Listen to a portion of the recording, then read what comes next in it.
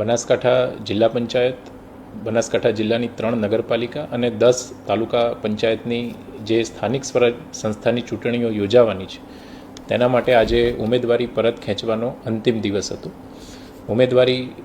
પરત ખેંચવાના અંતિમ દિવસ બાદ જિલ્લા પંચાયતની કુલ 48 બેઠકો સામે હરીફ ઉમેદવારોની સંખ્યા 136 છે તથા કંબોઈ જિલ્લા પંચાયત બેઠક હાલમાં બિનહરીફ થવાપાત્ર છે. તાલુકા પંચાયતની કુલ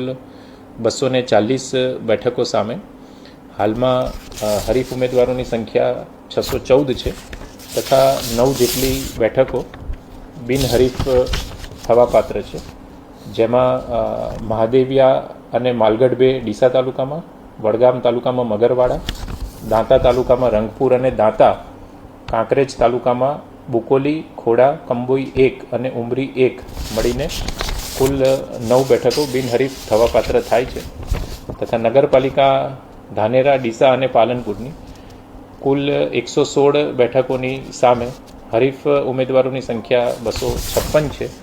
તથા ડીસા તાલુકામાં 9 વોર્ડની બેઠકો